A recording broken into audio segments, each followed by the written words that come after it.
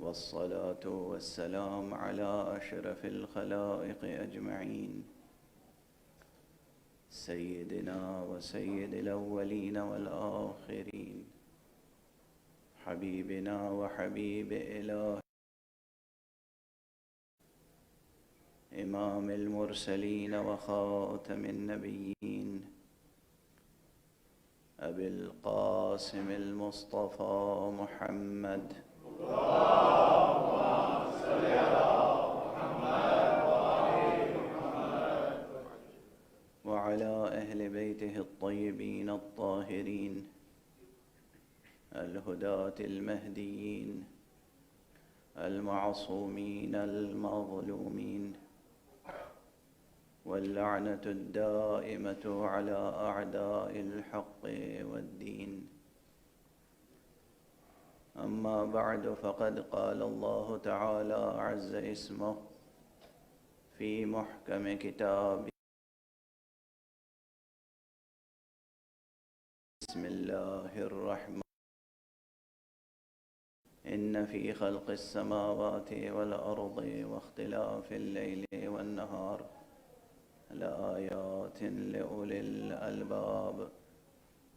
صدق الله العلي العظيم. اللهم صل على محمد وآل محمد. اللهم صل على محمد وآل محمد. ایک مرتبہ اور بلند تر صلوات پڑھیں. اللهم صل على محمد وآل محمد. عزیزان گرامی، سورہ مبارکہ آل عمران کی یہ آیت تقریباً روزانہ آپ حضرات کی خدمت میں تلاوت کرنے کی سعادت حاصل کر رہا ہوں. اور میں نے گزارش کی تھی کہ یہ آیت کریمہ ہر چند کے بہت مختصر ہے، مگر جو مضمون اس میں ادا کیا گیا ہے،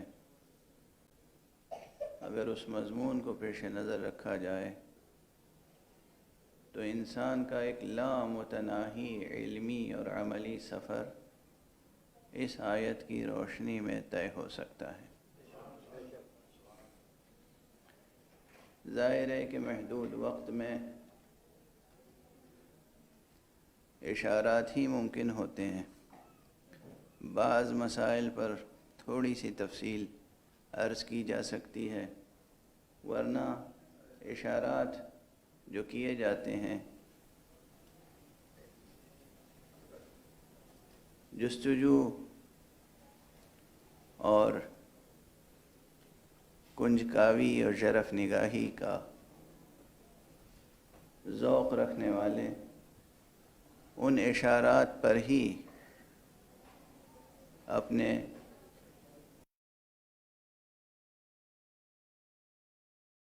بنیاد رکھ سکتے ہیں.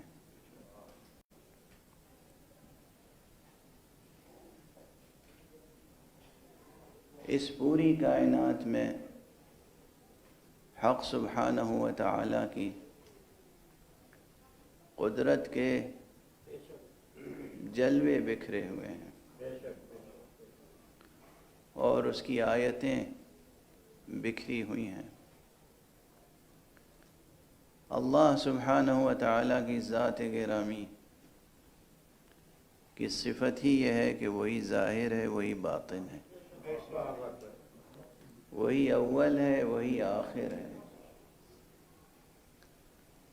کوئی حق سبحانہ و تعالی کی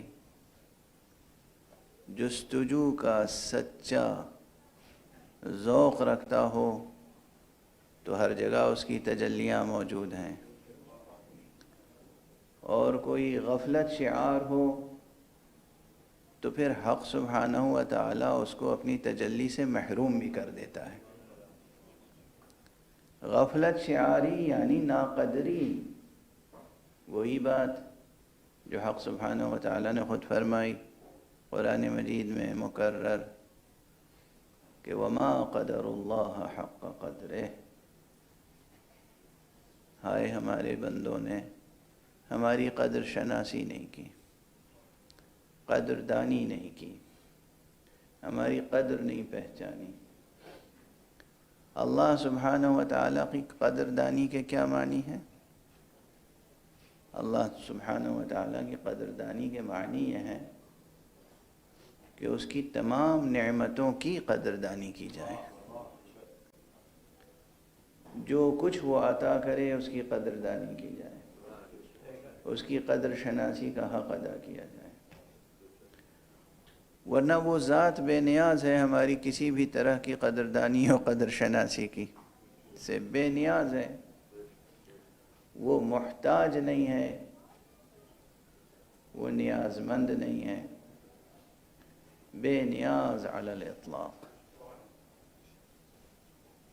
لیکن جب وہ قدردانی کا مطالبہ کرتا ہے تو اس کے معنی یہی ہیں کہ قدردانی اس کی نعمتوں کی جائے، اس کی عطائیں سنبھال کے رکھی جائیں، ہر طرح کی عطا، چاہے وہ ظاہری اور مادی اور دنیاوی ہو، اور چاہے وہ معنوی اور روحانی اور اخروی ہو، تمام عطاؤں کی اور تمام نعمتوں کی قدردانی لازم ہے۔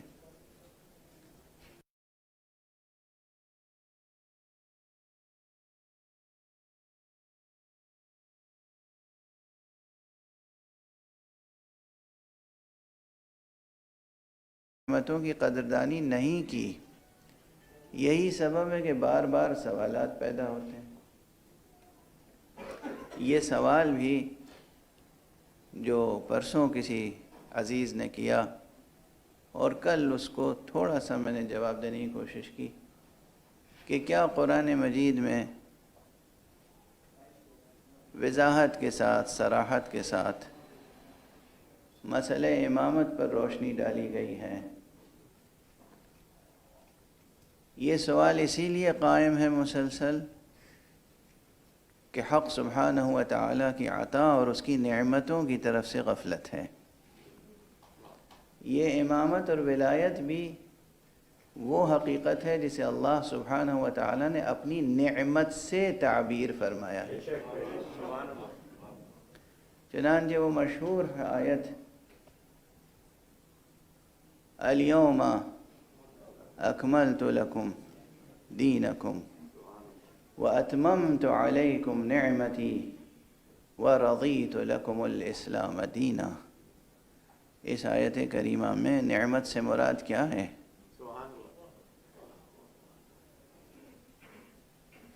میں خود اپنی جانب سے کچھ کہنے سے قبل قرآن مجید ہی کی ایک آیت کی طرف اور اشارہ کروں۔ جو بھی برادر عزیز یہ جاننا چاہتے ہیں کہ قرآن مجید میں امامت کے موضوع پر روشنی ڈالی گئی ہے یا نہیں، ان سے میں انتہائی اخلاص کے ساتھ یہ عرض کروں گا کہ وہ اس امر پر تحقیق کریں کہ اس آیت کی تفسیر کیا ہے۔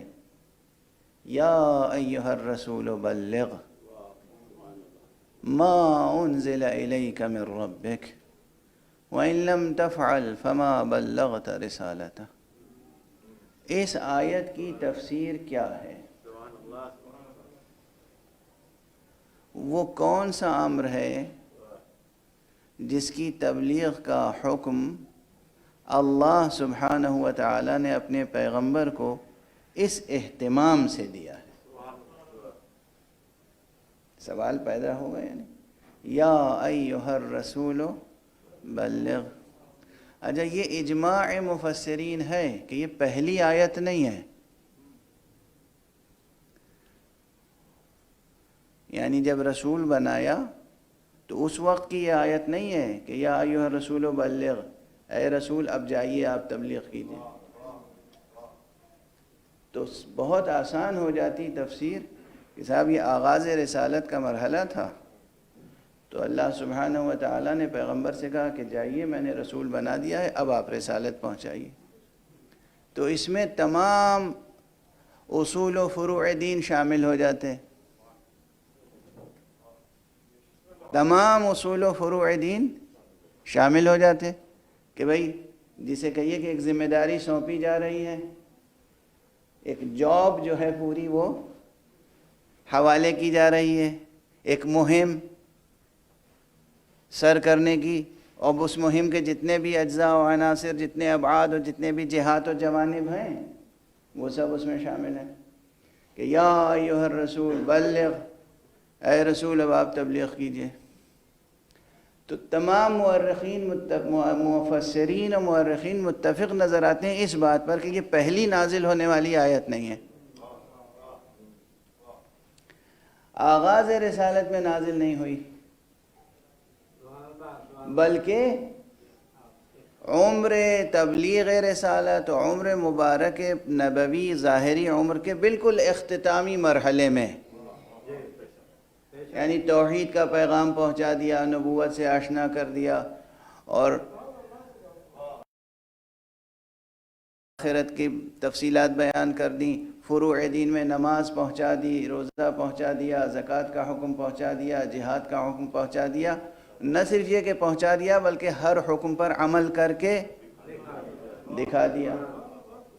تو جب اصول و فروع سب پیش کر چکے تو اب آخر وہ کون سی بات ہے جس کے لیے کہا جا رہا ہے یا ایھا الرسول بلغ، اے رسول آپ پہنچا دیجئے۔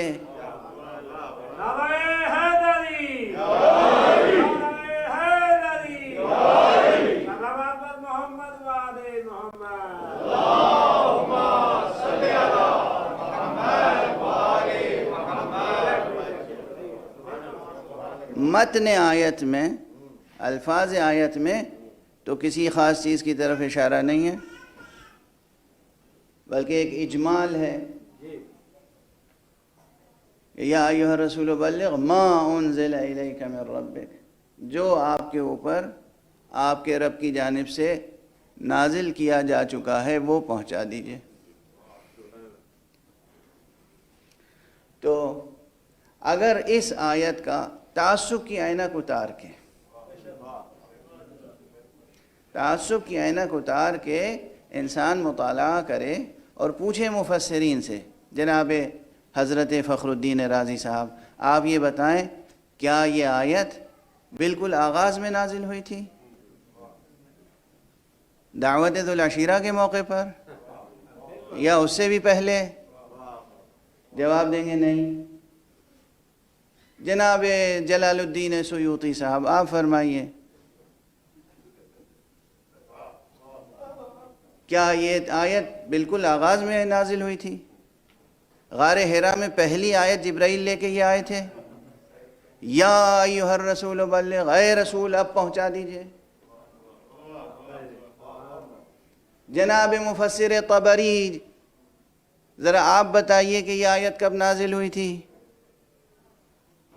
کیا غار حرا میں اعتکاف پیغمبر سے بھی پہلے نازل ہوئی تھی کہ اے رسول اب میں آپ کو انتخاب کر رہا ہوں، رسول بنا رہا ہوں، جائیے پہنچا دیجئے؟ سب خاموش۔ تو یہ عبارت جو ہے فکر انگیز ہے۔ عمر نبی تمام ہونا چاہتی ہے، عمر ظاہری تمام ہونے کو ہے، تمام جہاد ہو چکے، فتوحات ہو چکی،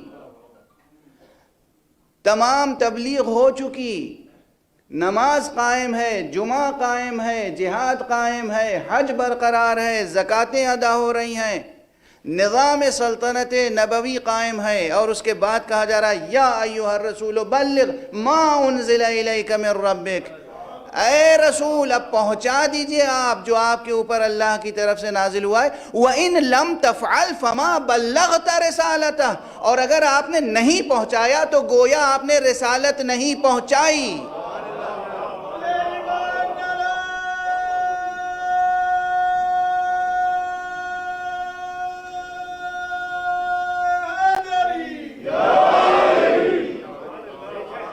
اب یہ جو آخری فقرہ ہے اگر یہ اس طرح نہ ہوتا تب بھی ہو سکتا ہے کہ کوئی جسور، کوئی گستاخ، کوئی تفسیر بالرائے کرنے والا یہ کہتا کہ جی ہاں صاحب یہ مورخین نے اسباب نزول میں اور شان نزول میں غلط روایتیں نقل کی ہیں، یہ شروع ہی میں نازل ہوئی تھی آیت، جیسے بہت کچھ ایسا کیا گیا ہے، وہ بہت سی آیتیں جو حضرت علی علیہ السلام کی شان میں ہیں ان کی شان نزول کو بدلنے کی کوشش کی گئی۔ دربار شام میں اور دوسرے درباروں میں باقاعدہ اشرفیاں دے کر، تھیلیاں دے کر، اب کیا کہوں، یہ لفظ بھی استعمال کرتے اچھا نہیں معلوم ہوتا، لیکن رشوتیں دے کر نئی نئی روایتیں اور برعکس روایتیں تخلیق ہوئیں اور پھر شان نزول بدل دی گئی۔ تو ہو سکتا ہے کوئی کہتا ہے کہ جی ہاں یہ آیت پہلے ہی نازل ہوئی تھی، بالکل آغاز میں جب رسول بنایا ہے اسی وقت کہا تھا کہ جائیے رسالت پہنچائیے۔ آخر کا ٹکڑا کہتا ہے وَإِن لَمْ تَفْعَلْ فَمَا بَلَّغْتَ رِسَالَتَهُ، یہ کام اگر نہیں کیا تو جو رسالت پہنچائی ہے گویا نہیں پہنچائی۔ یہ آیت اس طرح کی نازل ہوئی ہے کہ برخلاف اس کے مدعا کے تعویل ہو نہیں سکتی، کوئی کہہ نہیں سکتا کہ پہلے نازل ہوئی تھی۔ آیت بتا رہی ہے کہ آخر میں نازل ہوئی ہے، تو بھئی وہ کون سا امر تھا جس کا حکم دیا گیا تھا؟ یہ سوال ہے یا نہیں؟ تو آیت تو میں نے پڑھ دی قرآن سے، سوال جا کے آپ اپنے علماء سے کیجئے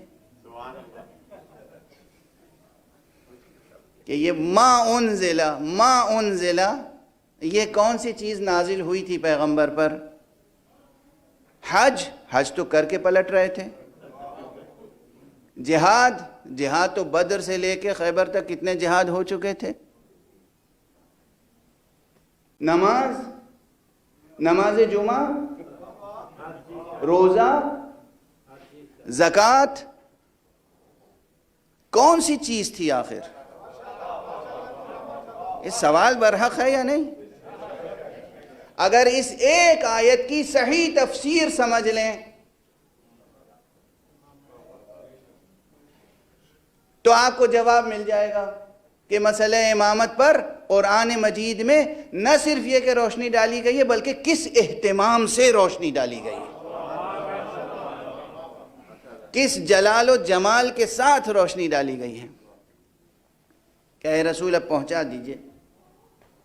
اور اب رہا اجمال کا مسئلہ کہ صاحب پھر بھی آیت بات تو آپ ٹھیک کہہ رہے ہیں، بہت فکر انگیز بات ہے، مگر پھر ایسا کیوں نہیں ہوا کہ اس میں درمیان میں نام بھی رکھ دیتے ہیں؟ ہاں، یہ ایسی عظیم الشان بحث ہے کہ جو صراط مستقیم پر گزرنے کے مترادف ہے۔ صراط مستقیم یعنی بال سے زیادہ باریک، تلوار کی دھار سے زیادہ تیز اور کاٹدار، اور آگ سے زیادہ گرم، اس صراط پر گزرنے کے مترادف ہے۔ چونکہ کسی ایک مسلک کی بات نہیں کر رہا ہوں، مختلف مسالک میں یہ موجود ہے کہ یہ آیت جب اپنی تفسیر کے ساتھ رسول سے نقل ہوئی ہے، یہ آیت جب اپنی تفسیر کے ساتھ رسول سے نقل ہوئی ہے تو یہ آیت صحابہ اس طرح پڑھا کرتے تھے کہ یا ایھا الرسول بلغ ما انزل الیک من ربک فی علی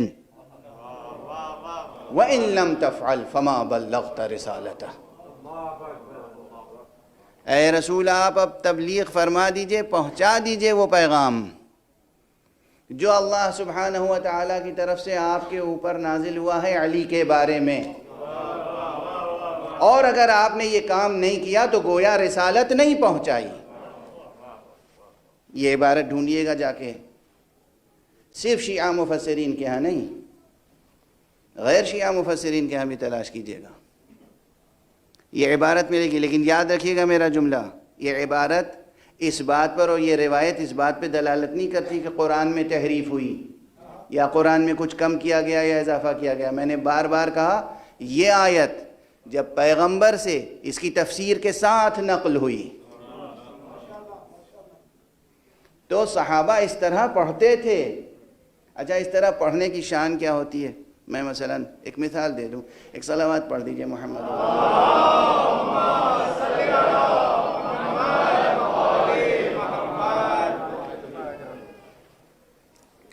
قرآن مجید پڑھنے کے آداب ہیں۔ اب بھی آداب ہیں. بعض آیتیں ایسی ہیں کہ وہ مثلاً اس میں توبہ و استغفار کی دعوت دی گئی ہے، تو آداب میں یہ ہے کہ جب وہ آیت پڑھو تو پھر ٹھہر کر اس کے بعد والی آیت پڑھنے سے پہلے وہیں تم استغفار کر لو. استغفر اللہ ربی واتوب الیہ، اللہم لک الحمد، اللہم انی اتوب الیک، اللہم انی استغفرک واتوب الیک. جو عبارت تم سے میسر ہو. بعض جگہ عبارتیں خود رسول سے اور ائمہ سے سکھا دی گئی ہیں.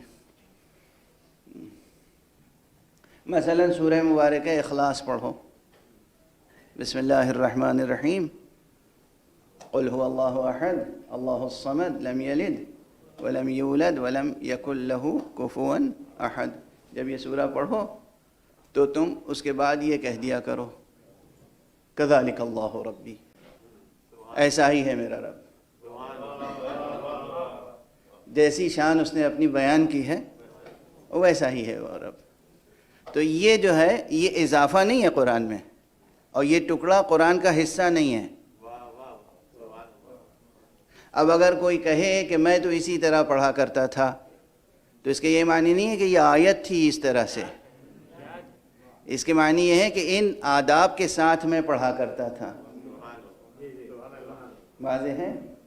بہت سے مسلمان سورہ الحمد پڑھتے ہیں اور جہاں الحمد ختم ہوا وہاں آمین کہتے ہیں. کیا یہ لفظ آمین جز ہے سورہ کا؟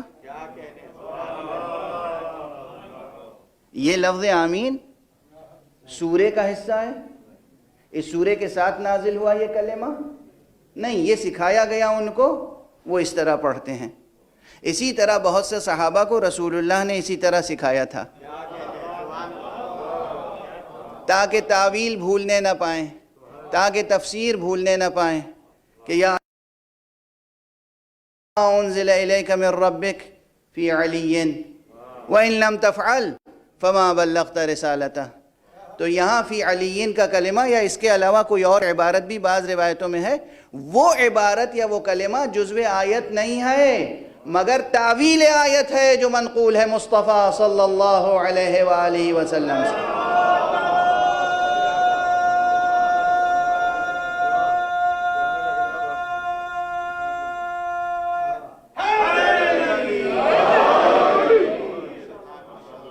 اب جتنی روایتیں اس قبیل کی ہیں اس کو اس اصل و اساس پر، اس قاعدے پر، اس کلیے پر حمل کیجئے گا، کہیں کوئی شبہ تحریف باقی نہیں رہے گا. علی کی امامت کا تذکرہ قرآن میں ویسے ہی ہے جیسے گلاب میں بسی ہوئی خوشبو ہوتی ہے. خوشبو آنکھوں سے نظر نہیں آتی مگر جب تک خوشبو استشمام نہ کی جائے گلاب گلاب نہیں کہلاتا.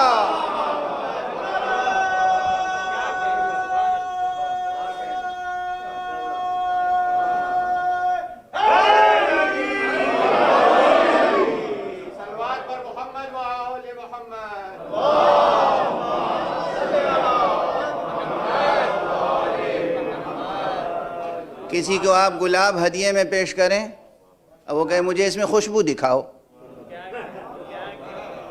بضد ہو مجھے خوشبو دکھاؤ، ان آنکھوں سے خوشبو دکھاؤ. کیسے کہیں کہ خوشبو دکھانے کی چیز نہیں ہوتی ہے؟ آپ اپنے حماس خمسہ کا علاج کیجئے، کہیں کورونا تو نہیں ہو گیا ہے کہ نہ ذائقہ محسوس ہوتا ہے نہ بو محسوس ہوتی ہے، خوشبو بدبو کچھ نہیں سمجھ میں آتی. ارے یہ گلاب ہے، اس کی خوشبو آپ محسوس کریں. اگر آپ اعلان کریں گے کہ ہاں خوشبو محسوس ہو رہی ہے تو آپ کی صحت کا یقین ہوگا. اگر آپ اعلان کریں گے کہ خوشبو محسوس نہیں ہو رہی ہے، گلاب کا کوئی نقص نہیں ہوگا، آپ کا علاج کیا جائے گا.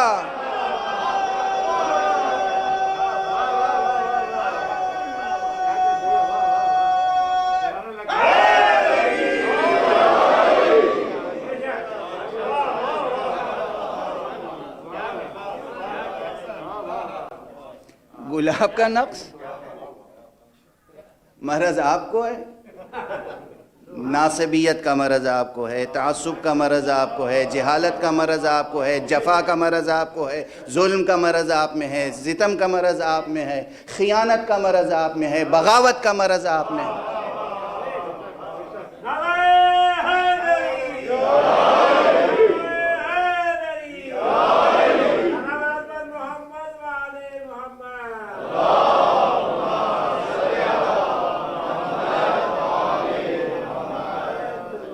پھر عرض کر رہا ہوں دست ادب جوڑ کے، اس ایک آیت کو اگر سمجھ لیں صحیح ایمانداری کے ساتھ، تعصب کی عینک اتار کے، یا ایھا الرسول بلغ ما انزل الیک من ربک وَإِن لَمْ تَفْعَلْ فَمَا بَلَّغْتَ رِسَالَتَهُ، کہ یہ کون سا حکم تھا، کب یہ آیت نازل ہوئی، اس کے بعد رسول نے کیا کیا؟ قرآن میں آیت نازل ہوئی اقیم الصلاۃ، اس کے بعد رسول نے کیا کیا؟ نماز پڑھی، تو ہم پڑھتے ہیں۔ قرآن میں آیت نازل ہوئی کتب علیکم الصیام کما کتب علی الذین من قبلکم، تمہارے اوپر روزہ واجب قرار دیا گیا اسی طرح جس طرح تم سے پہلے والی امتوں پہ روزہ واجب قرار دیا گیا۔ تو یہ آیت نازل ہوئی، اس کے بعد رسول نے کیا کیا؟ روزہ رکھا، ہم نے اسی طرح روزہ رکھنا شروع کیا۔ قرآن میں آیت نازل ہوئی جہاد کی اور قتال کی، حضور نے اس کے بعد کیا کیا؟ جہاد کیا، قتال کیا، مسلمانوں نے اس کے بعد جہاد و قتال کیا ان کے ساتھ اور ان کے بعد۔ قرآن مجید میں آیت نازل ہوئی حج کی، اس کے بعد رسول اللہ نے کیا کیا؟ حج کیا اور فرمایا خذوا مناسککم عنی، تم اپنے مناسک حج مجھ سے سیکھو۔ یہ آیت جب نازل ہوئی یا ایھا الرسول بلغ، اس کے بعد رسول نے کیا کیا؟ کچھ کیا یا نہیں کیا؟ کچھ پہنچایا یا نہیں پہنچایا؟ تو اب مورخین و مفسرین تو لکھتے ہیں کہ رسول اللہ ایک دم ٹھہر گئے راستے میں، اور جہاں رسول ٹھہر جائیں پھر وہی راستہ ہوتا ہے اور وہی منزل،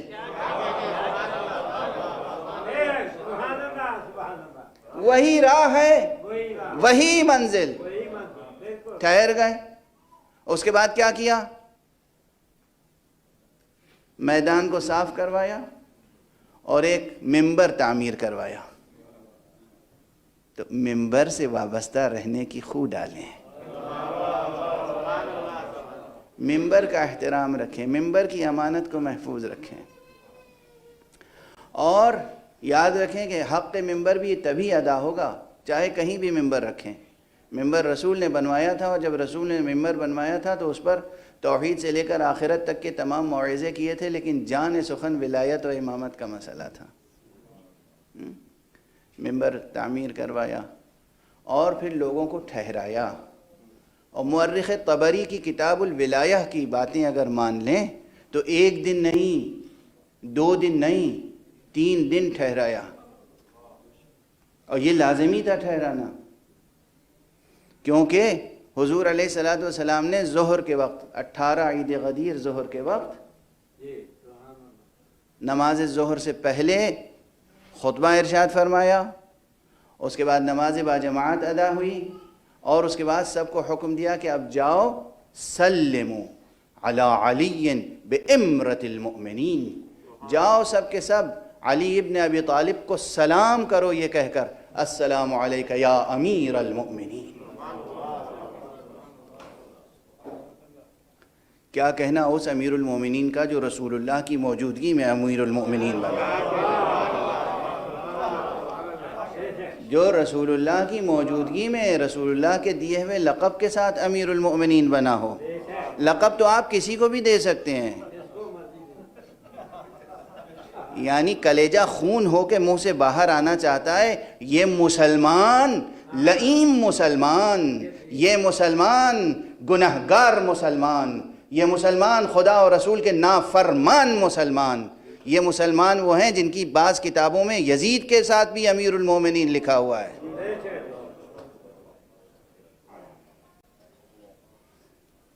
تو لوگ اکٹھا ہو کے جسے جو چاہے لقب دے دیں، مگر اللہ کے حکم سے رسول کی زمان مبارک سے کسی کو لقب مل رہا ہے، اسے کیسے آپ نظر انداز کر سکتے ہیں؟ سلموا علی علی بامرۃ المؤمنین، جاؤ سب کے سب. اور اسی وقت بعض حضرات نے سوال کیا، یا رسول اللہ یہ حکم آپ کی طرف سے ہے یا اللہ کی طرف سے ہے؟ کیا وفادار تھے، کیا شمع رسالت کے پروانے تھے، کیا کلمہ رسالت پڑھا تھا. رسول کہہ رہے ہیں میں حکم خدا سے تمہیں روک کر ایک بیان دے رہا ہوں، ایک حقیقت کی طرف متوجہ کر رہا ہوں، اور پھر سوال یہ ہے یہ آپ کی طرف سے ہے؟ اچھا ٹھیک ہے، اگر رسول کہتے کہ میری طرف سے تو کیا کرتے آپ؟ نافرمانی کرتے ہو. قرآن کیا کہہ چکا ہے؟ ما آتاکم الرسول فخذوہ، رسول جو دے وہ لو. آپ دونوں حال میں نافرمان ہوتے.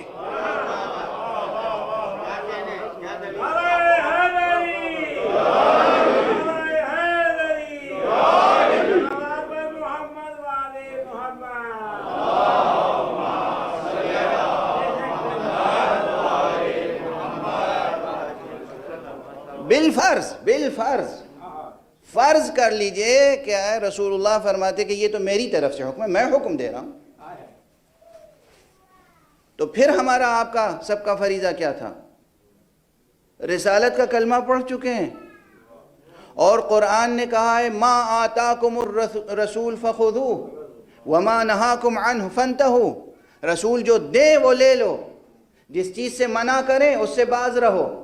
تو جب رسول کہہ رہے ہیں ایک امر، اس امر کی مخالفت پھر بھی عصیان و گناہگاری و بغاوت ہوتی ہے. بہرحال بعض حضرات نے سوال کیا.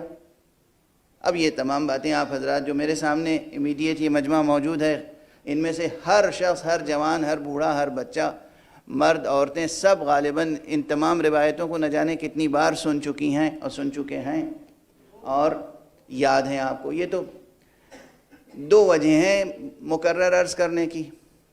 ایک یہ کہ یہ حدیث ہی اتنی شیریں ہے اور جاں بخش ہے کہ نہ کبھی اس کی شیرینی میں کمی آتی ہے، نہ کبھی یہ فرسودہ ہوتی ہے. اور دوسرے یہ کہ نسلاً بعد نسلن، ایک کے بعد ایک ہمیشہ اس پیغام کو پہنچاتے رہنا ہمارے اوپر رسول اللہ نے فرض قرار دیا ہے.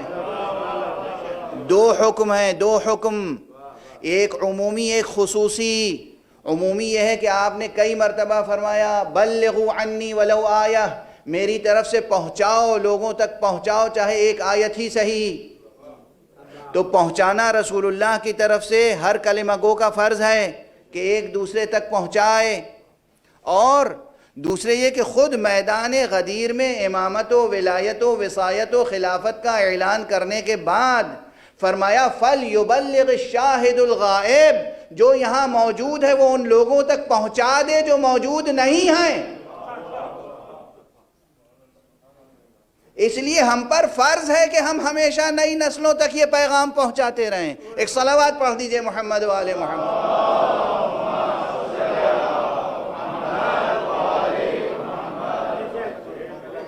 ایک اور بلندتر صلوات پڑھ دیں محمد.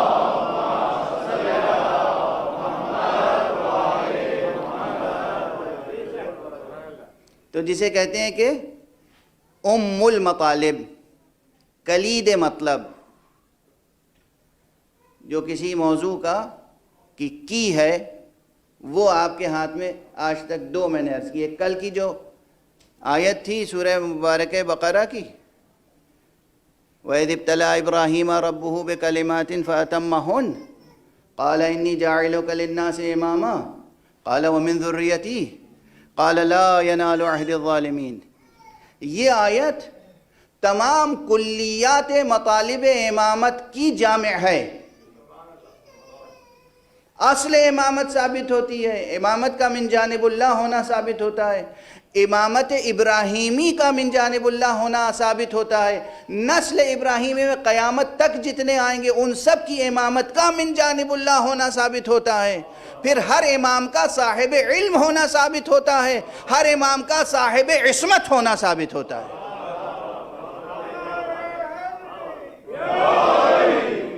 اس ایک آیت سے، اس ایک آیت، یعنی کلیات مطالب امامت بلاغت قرآنی کی شان ہے یہ کہ ایک آیت میں جمع ہے۔ دوسری آیت یہ آیہ بلغ ہے، اور تیسری آیت آیہ ولایت ہے، انما ولیکم اللہ ورسولہ والذین آمنوا الذین یقیمون الصلاة ویؤتون الزکاة وہم راکعون۔ صلوات پڑھ دیجئے محمد وآلہ۔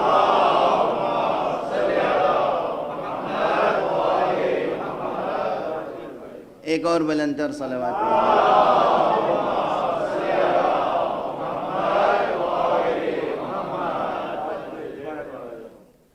امامت کے موضوع پر بس یہی ایک دو یا تین آیتیں نہیں ہیں، کچھ آیتیں ہوتی ہیں جو نص کا درجہ رکھتی ہیں، کچھ آیتیں ہیں جن کے ظواہر سے مدد لی جاتی ہے، کچھ آیتیں ہیں جن کے فحوا سے مدد لی جاتی ہے، محتوا سے مدد لی جاتی ہے، جن کے سے کنایے کے طور پر استنباط ہوتا ہے، اشارے کے طور پر استنباط ہوتا ہے، یعنی استنباط کے طریقے ہیں، چونکہ عقول کے مراتب ہیں، عقل کے مرتبے ہیں۔ کتنے مرتبے ہیں عقل کے؟ اب وہ جو فلسفے کی کتابوں میں 2 4 5 6 7 تک گنائے گئے ہیں نا، وہ الگ بحث ہے۔ پریکٹیکل بات تو یہ ہے کہ جتنے افراد بشر ہیں اتنے مرتبہ عقل ہیں، کیونکہ کوئی 2 فرد بشر ایسا نہیں ہے جسے اللہ نے آئیڈینٹیکل پیدا کیا ہے۔ اور اب یہ میرا ادعا ہے، لیکن ثبوت میں خود قرآن ہے۔ خدا کی قسم قرآن مجید نے توحید کو، نبوت کو اور ولایت کی حقیقت کو، امامت کی حقیقت کو اس طرح پیش کیا ہے پورے قرآن مجید میں کہ ہر فرد بشر کی سطح ذہنی پر آ کر مسئلے کو روشناس کرایا ہے۔ جو فرد، جو شخص چاہے قرآن مجید سے ہدایت لینا، اسے ہدایت مل سکتی ہے، شرط یہ ہے کہ اس میں چاہت ہو، شرط یہ ہے کہ وہ خدا کو پہچاننا چاہے، شرط یہ ہے کہ وہ رسول کو پہچاننا چاہے، شرط یہ ہے کہ وہ ہدایت پانا چاہے، شرط یہ ہے کہ وہ صاحبان ہدایت سے صرف بحث اور حجت اور تکرار کی خاطر قرآن کو نہ پڑھے۔ اب وقت گزر گیا اور طاقت بھی ساتھ نہیں دے رہی ہے، لیکن اب پھر میں کلیات کچھ اور عرض کر دوں۔ جستجو کیجئے، دیکھیے، تعصب کی عینک اتار کر، تشکیک و تردد کا رویہ چھوڑ کر تسلیم کی خو ڈالیں، حق سبحانہ و تعالیٰ کے آگے، اور کسی کے آگے نہیں، نہ کوئی خاندان، نہ کوئی نسل، نہ کوئی قوم، نہ کوئی قبیلہ، نہ بنو ہاشم، نہ بنو عباس، نہ قریش، نہ غیر قریش، نہ عرب، نہ عجم، اللہ ہے اور آپ، اللہ ہے اور آپ، اللہ کے بعد رسول اللہ ہیں اور آپ، قرآن ہے اور آپ ہدایت طلب کیجئے۔ تو آپ کو حوالے کے طور پہ چند چیزیں، چند مصادر، چند سورسز عرض کر دوں۔ بہت کتابیں لکھی گئی ہیں، سینکڑوں کتابیں اس موضوع پر، چونکہ اب جو چند دن رہ گئے ہیں میں وہ تمام ایام اسی ایک سوال کی نظر نہیں کرنا چاہتا۔ بہت سی کتابیں لکھی گئی ہیں، لیکن بطور خاص ایک کتاب مشہور و معروف ہے، اور وہ ہے علامہ حلی کی کتاب الفین۔ الفین یہ وہ کتاب ہے جس میں قرآن مجید کی 1 2 نہیں 2000 آیتوں سے امامت علی اور امامت آل علی ثابت کی گئی ہے۔ 1 2 نہیں 2000 آیتوں سے، اور یہ تو تھے علامہ حلی۔ یہ میرے ہاتھ میں آج ایک کتاب ہے جو مطالعہ کرتا ہوا آیا یہاں تک، ممبر تک، اور یہ ہمارے ہندوستان کے جونپور کے ایک بزرگ جلیل القدر عالم دین تھے، یقیناً مجتہد و فقیہ و متکلم تھے، اور ان کا نام تھا علامہ شیخ محمد جرار حسین جونپوری. انہوں نے اس کتاب الفین پہ استدراک کے طور پہ ایک کتاب اور لکھی.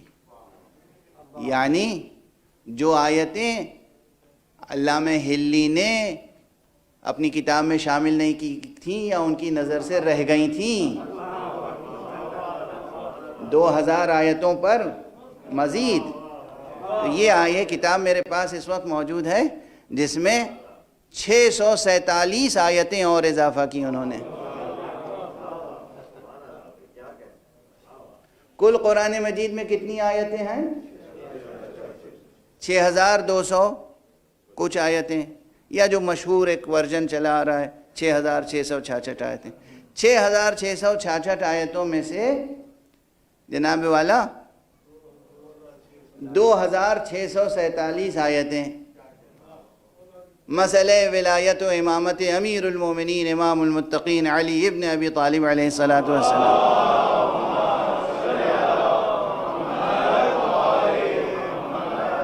پر روشنی ڈالتی ہیں. البتہ ہر جگہ تقریب استدلال مختلف ہے.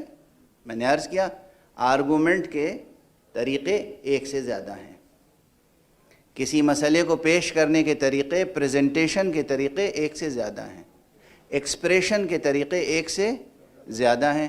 تو قرآن مجید کی آیتوں سے، قرآن مجید کے الفاظ سے امامت مولا امیر المومنین علیہ السلام اور امامت ائمہ 12 پر اتنی بھرپور روشنی پڑتی ہے کہ اگر یہ سورج کا چراغ بھی بجھ جائے تب بھی ایمان کے ایوان میں اندھیرا ہونے والا نہیں آئے. ایک صلوات پڑھ دیجئے محمد والے.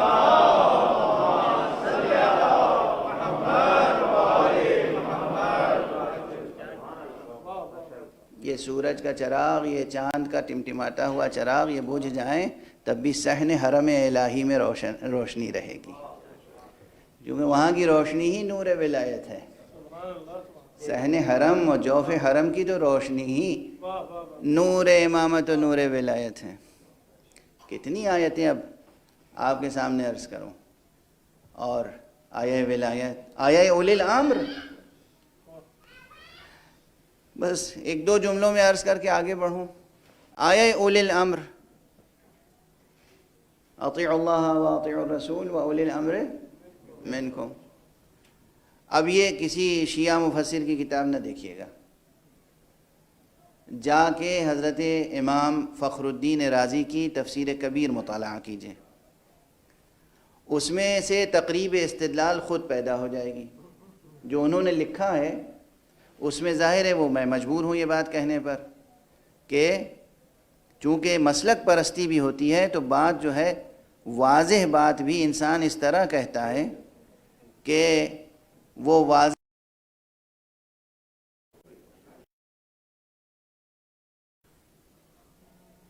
انہوں نے فرمایا ہے، یہ سب سے پہلی بات تو یہ کہ اللہ سبحانہ و تعالی نے جو اس انداز سے فرمایا ہے اطیعوا اللہ واطیعوا الرسول واولی الامر منکم، اللہ کی اطاعت کرو، رسول کی اطاعت کرو، اور جو تم میں سے اولی الامر ہیں ان کی اطاعت کرو. تو اب عام ورژن کیا ہے، عام ترجموں سے کیا ثابت ہوتا ہے؟ اولی الامر کون؟ محمد بن سلمان.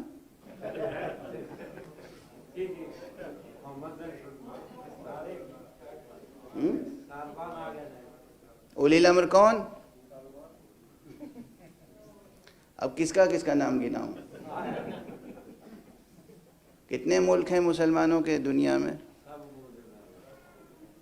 اور کوئی کیسا ہی ہو، جاہل ہو، فاسق ہو، فاجر ہو، شراب خوار ہو، قاتل ہو، اگر وہ کرسی اقتدار پر بیٹھا ہے تو بس سر جھکا دو. اگر اسی کا نام اسلام ہے تو علی الاسلام السلام. کوئی باضمیر انسان اس اسلام کو قبول نہیں کر سکتا. ایک صلوات پڑھ دیجئے محمد.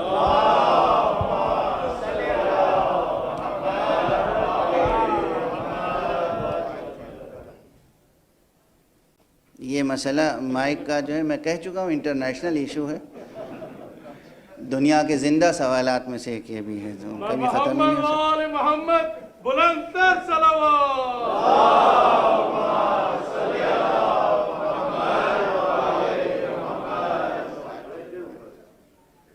آپ صلوات بھیجیں یا نہ بھیجیں، خطیب کو راحت پہنچانے کے لیے میں ایک ایسی حرکتیں کرتا رہتا ہے کہ خطیب کو راحت مل جائے. صلوات پر محمد و آل محمد.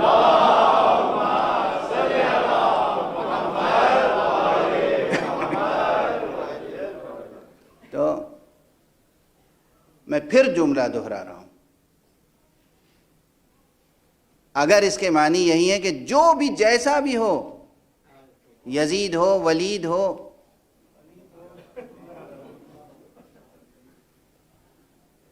کرسی اقتدار پر پہنچ جاؤ، جیسے بھی پہنچے، دہشت گردی کے ذریعے سے پہنچے. جیسے باغی شام کی حکومت کیسے قائم ہوئی تھی؟ امیر المومنین علی ابن ابی طالب علیہ السلام کی جائز خلافت،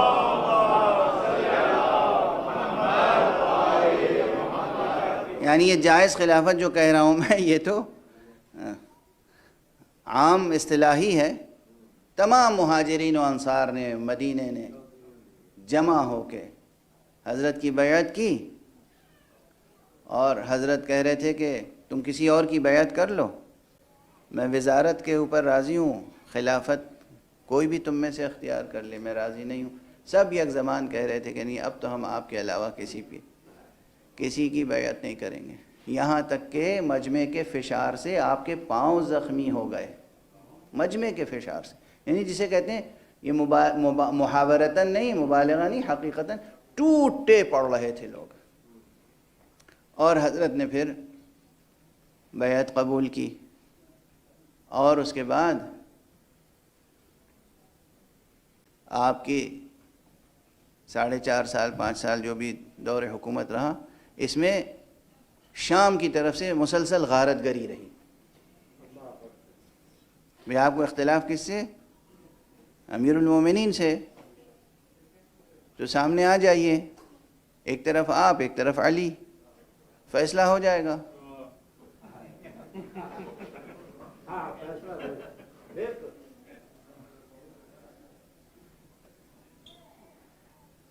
حضرت علی کے سامنے جو بھی آیا، فیصلہ ہوا یا نہیں ہوا؟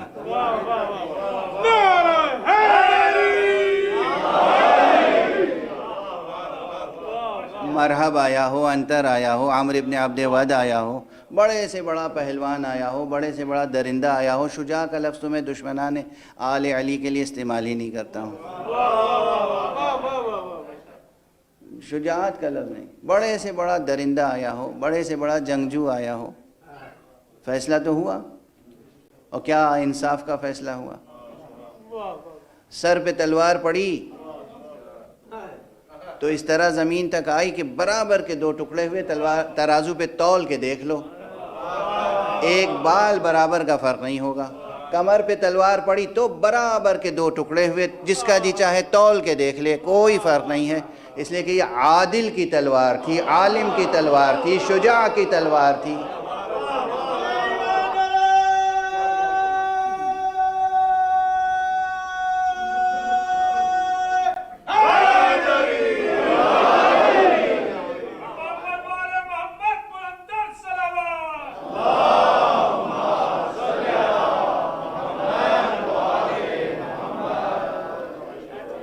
جو آیا مقابلے پر اس کا فیصلہ ہوا. تو نہیں، یہ طریقہ نہیں اختیار کیا. طریقہ یہ اختیار کیا کہ حضرت امیر المومنین تو تشریف فرمائے کوفے میں، انبار کی طرف جا کے عوام کو لوٹا جا رہا ہے، دہشت گردی کی جا رہی ہے. یمن کی طرف جا کر مسلمانوں کی بستیاں اجاڑی جا رہی ہیں، لوٹا جا رہا ہے، قتل کیا جا رہا ہے بے گناہ. تو جسے کہتے ہیں کہ دہشت گردی کو، ٹیررزم کو ایک پولیٹیکل انسٹرومنٹ بنا کر، اس وقت جو شخص برسر اقتدار آ گیا، تمام مسلمان کہتے ہیں اب ان کی اطاعت کیجیے. اگر اسلام یہی ہے تو دنیا کا کوئی باضمیر انسان اسلام کبھی قبول نہیں کر سکتا.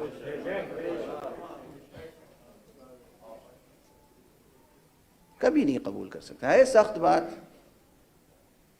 مگر بات ہے تاریخ کی ہے, حقیقت ہے. تو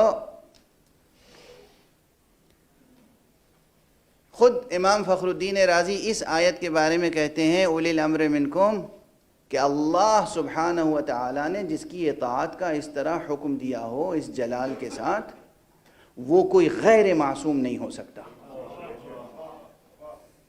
یہ فقرہ جناب فخر الدین رازی کی کتاب میں اب بھی ہے, ایڈٹ نہیں ہوئی ہے یہ کتاب ابھی. اب ان کے سامنے جو فہرست ہے حکمرانوں کی, ان میں ان کو کوئی معصوم نظر نہیں آتا. تو اب حل کیا کریں اس کا؟ کہتے ہیں لیکن اس سے مراد یہ ہے کہ بحیثیت امت, کل امت مجموعی طور پر اجماع جب کرتی ہے تو وہ اجماع ہمیشہ معصوم ہوتا ہے. کتنی حسین بات ہے, کتنی خوبصورت بات ہے. دنیا کے سارے خطا کار مل کر ایک بے خطا فیصلہ کر لیں گے. اور عرض کروں, آپ کا اس پر بھی مجھے یہ اختلاف ہے کہ اگر اللہ کی طرف سے پہچنوائے گئے منصوص معصوم کے خلاف اجماع امت ہو تو وہ پورا اجماع بھی غیر معصوم و خطا کار ہے.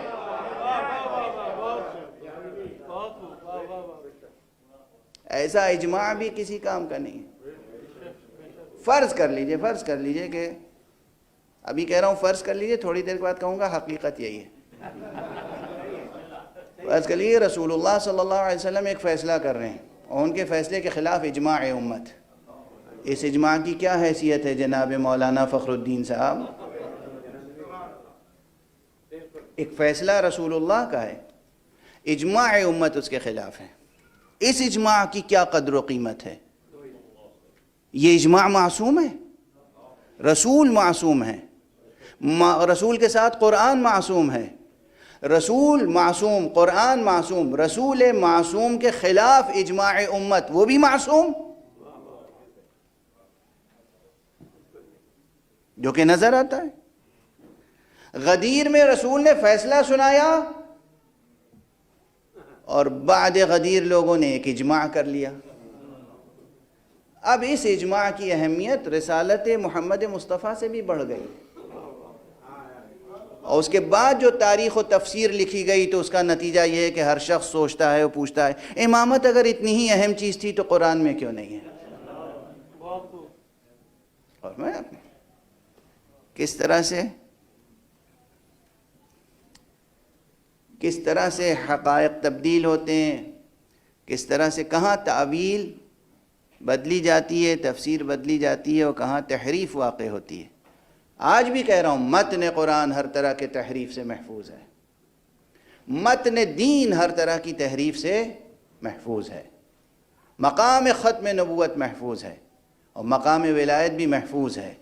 اور مقام ولایت کی حفاظت کا تو اللہ نے ایسا اہتمام کیا ہے کہ جو ولی برحق ہے اس تک آپ پہنچ ہی نہیں سکتے.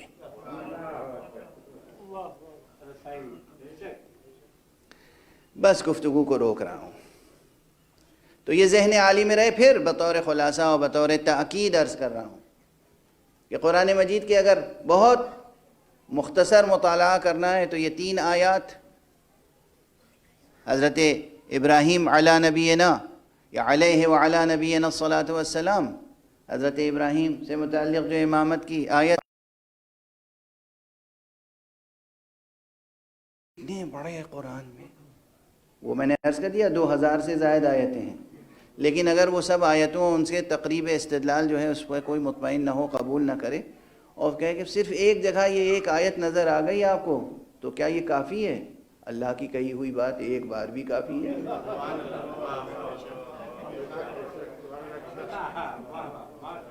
اللہ کا کلام ہے, قرآن مجید کی ایک آیت بھی کافی ہے کسی بھی امر کے لیے. ایک امر الہی کافی ہے. یعنی کیا یہ طے ہے کہ ہم نافرمان رہیں گے, بار بار خدا کو کہنا پڑے گا؟ ایک امر کافی ہے. بہرحال وہ آیت یا آیہ بلغ یا آیہ اکمال دین و اتمام نعمت۔ اگر یہ انسان قدردان نعمت الہی ہو جائے تو پھر قدر نعمت ولایت و قدر نعمت امامت کو اس وقت پہچانے گا، اور پھر جب حق ادا کرے گا تو کیسے حق ادا کیا جائے یہ بات کربلا سے سیکھے گا۔ کیسے حق ادا ہوگا قدردانی کا۔ کربلا میں جتنے شہید ہیں کسی کی زبان پر یہ نہیں ہے کہ میں اس لیے جنگ کر رہا ہوں کہ میرے بابا کا مسئلہ ہے، میں اس لیے جنگ کر رہا ہوں کہ میرے ماموں کا مسئلہ ہے، میں اس لیے جنگ کر رہا ہوں کہ میرے چچا کا مسئلہ ہے۔ یاد ہے نا وہ موقع جب ابھی کربلا پہنچے نہیں تھے حضرت، قافلہ راستے میں تھا، اور ایک مرتبہ آپ نے انا للہ و انا الیہ راجعون کا کلمہ زبان پر جاری فرمایا تو جوان بیٹا علی اکبر اس نے پوچھا بابا اس وقت استرجاع کا محل کیا ہے، اس وقت یہ کلمہ زبان پر جاری کرنے کا کیا محل ہے؟ آپ نے فرمایا کہ ابھی میں نے یہ دیکھا تھا، کوئی کہہ رہا تھا کہ اس قافلے کو دیکھے کتنی تیزی سے اپنی منزل کی طرف جا رہا ہے اور موت ان کی طرف بڑھ رہی ہے۔ فوراً کہا جوان بیٹے نے بابا کیا ہم حق پر نہیں ہیں؟ کیا سوال ہے؟ کس کا سوال ہے؟ کس کا سوال ہے؟ یعنی رشتہ پیش نظر نہیں ہے، حق اور حقانیت پیش نظر ہے۔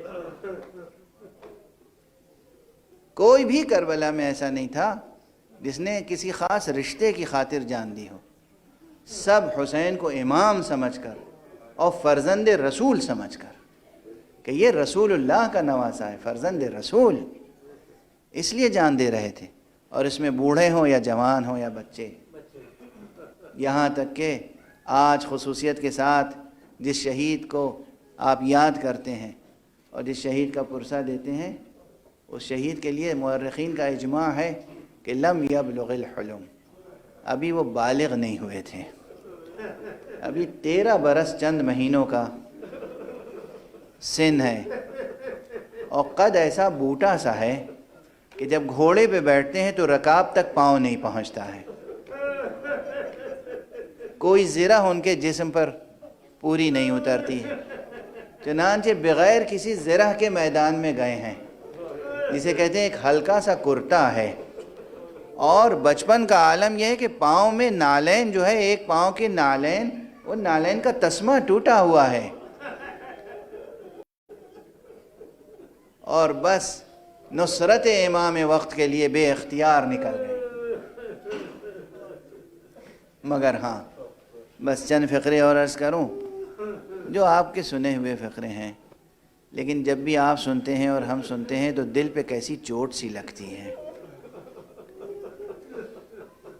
کیا بچے تھے، کیا حسن صورت، کیا حسن سیرت، کیا حسن ادب، کیا حسن اخلاق، اور کیا والدین کی جانب سے حسن تربیت۔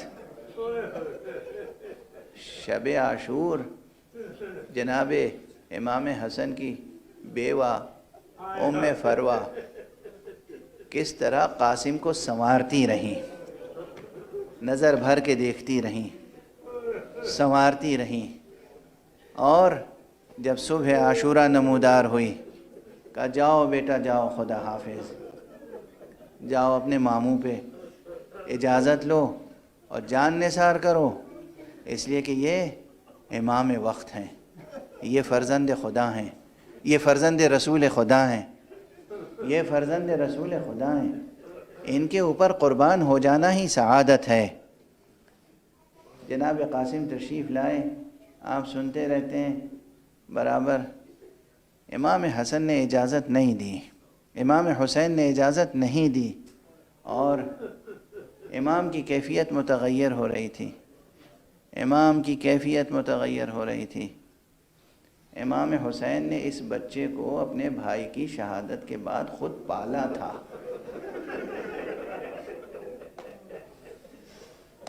امام حسن کی شہادت کے بعد قاسم کو امام حسین نے خود پالا تھا، اور جو میں اکثر کہتا ہوں، ظاہر ہے جس بچے کو جینے کے لیے پالا ہو اسے مرنے کے لیے میدان میں کیسے بھیج سکتے؟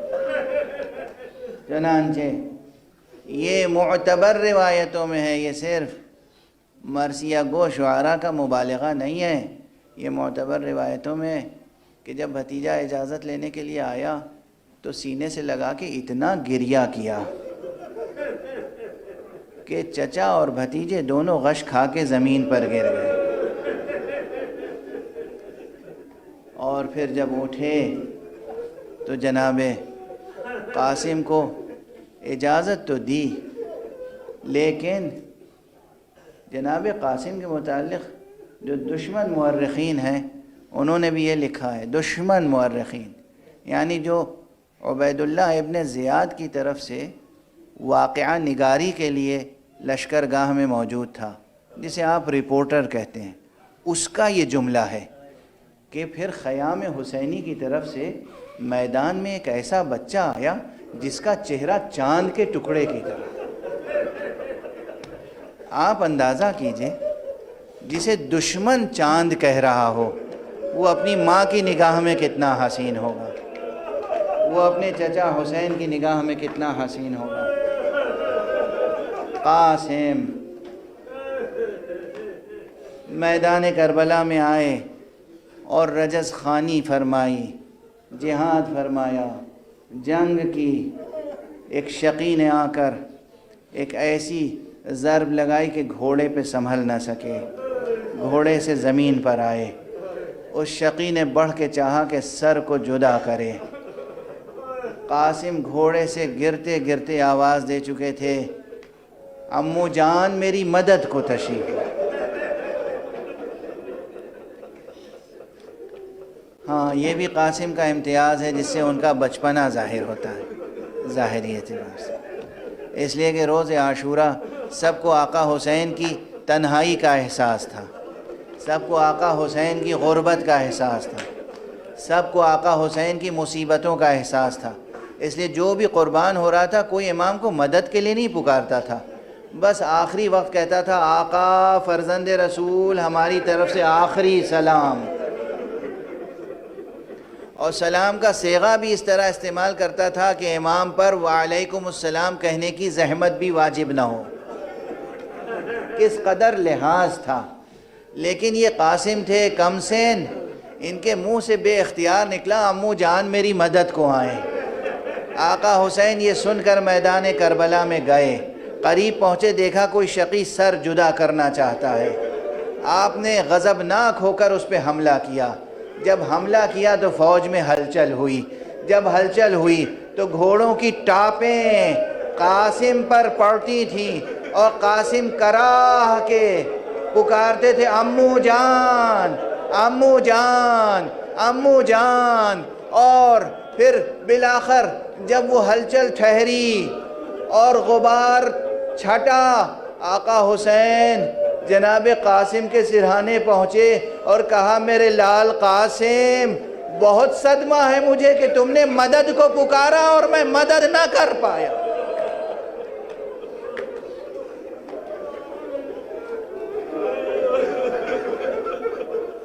لاش جناب قاسم کی جو کیفیت تھی اس کے متعلق بھی دو روایتیں موجود ہیں۔ ایک روایت تو یہی ہے جسے شعراء نے اور ذاکرین نے بہت پڑھا ہے آپ کے سامنے، کہ پھر آقا نے اپنی ردا بچھا دی، عبا بچھائی اور جناب قاسم کے لاش کے ٹکڑے جمع کیے۔ دوسری روایت یہ ہے کہ آپ نے جب قاسم کو اٹھایا تو وہ قاسم جن کے پاؤں رکاب تک نہیں پہنچتے تھے، وہ قاسم کا لاشا ایسا تھا کہ آپ نے سر قاسم کا اپنے شانے پہ رکھا اور جناب قاسم کا پاؤں قدم خط دیتا جاتا تھا، اور آپ انا للہ و انا الیہ راجعون کہتے ہوئے اشک بار خیمہ گاہ میں داخل ہوئے۔ خیمے میں بیویوں نے استقبال کیا مگر ماں فروا سے آگے زینب موجود تھی۔ زینب نے قاسم کے لاشے کو لیا، زمین پر لٹایا، بیویاں جمع ہوئیں، ایک شور نالہ بلند ہوا، وقاسما وحسنا وحسينا.